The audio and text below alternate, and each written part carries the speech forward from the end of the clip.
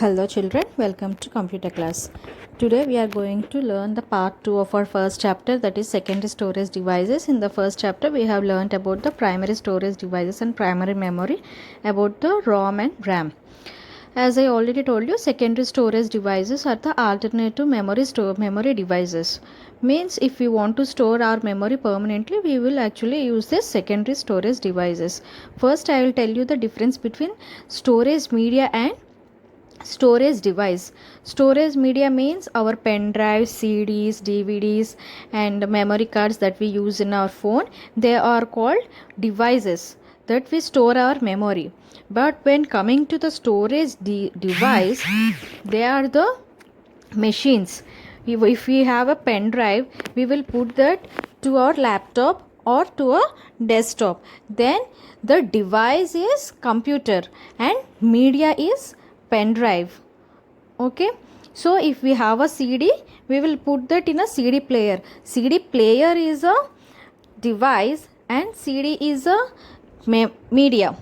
So we have in this secondary storage devices, we have mainly three types of storage devices. They are magnetic storage, optical storage and solid state storage. And in the magnetic storage, the information is stored in the magnetizable material. While coming to the optical storage, we have examples of CDs, DVDs. Okay, the information is stored in the form of marks. You can see the marks on the CDs and DVDs. For examples of magnetic storage devices are magnetic tape, floppy disk, hard disk and hard disk drives. I'll explain you about the hard drive or hard disk. Hard disk is used to store the large size of capacity. It can store up to 1 TB of memory. It provides larger storage capacities and much faster access times than floppy disk. Actually, there are two types of hard disk. One is internal hard disk and second one is external hard disk or hard drive. Internal hard disk, as the name indicates, this is the internally present inside the computer and all the information of the computer is housed in it. And external hard disk we use for our personal use. You can just see, we will just connect it to the USB, that is called external hard disk. And next, coming to the optical storage device. In the optical storage device, we have examples of CDs and DVDs. Now I'll explain you about the compact disc, that is the CD. As I already told you, it is the optical format of storage device and it can have a capacity of 1 GB and it can be read by the use of a light. Under a beam of light, if the light gets reflected, it is called 1. If it is not reflected, it is 0. So there are three types of CDs: read only memory CDs and write only memory CDs and rewritable CDs.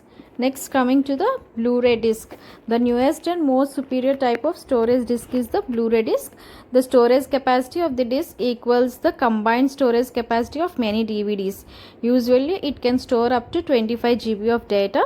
The disc needs a Blu-ray player, means device, to read it, as it cannot be played in CD or DVD drive. And next, coming to the DVD, it is a digital versatile disc. It looks like a CD, but the audio and video quality is much better compared to the CDs. It have a larger capacity of 4.7 GB and the compact disc capacity is just 1 GB. And it is also, as of CDs, it is also of recordable and rewritable. In recordable, we can just only record, but in rewritable, we can just erase and do whatever we want. Next, coming to the pen drives, these are also called flash drive memories. And as we all know very well about the pen drives, because it is our daily uses memory devices as of now. It have a larger capacity of usually now we are getting 128 GB of memory pen drives also, and it is very small in size. We can carry it anywhere. So it comes in different sizes, shapes and designs, and it is very versatile. Now let us look after the differences between the primary and the secondary storage. Primary storage is the main memory and secondary storage is the alternative memory. In the primary, RAM and ROM, and in the secondary storage device, hard disks, CDs, DVDs and pen drives. Primary storage temporarily stores the data and secondary storage permanently it stores the data.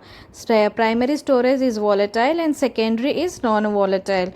As primary storage is directly built by the manufacturer, the CPU directly access the data, whereas the secondary storage, it is our own media, so CPU does not directly access the data. Power cuts can cause data loss, but it doesn't happen in the secondary storage device.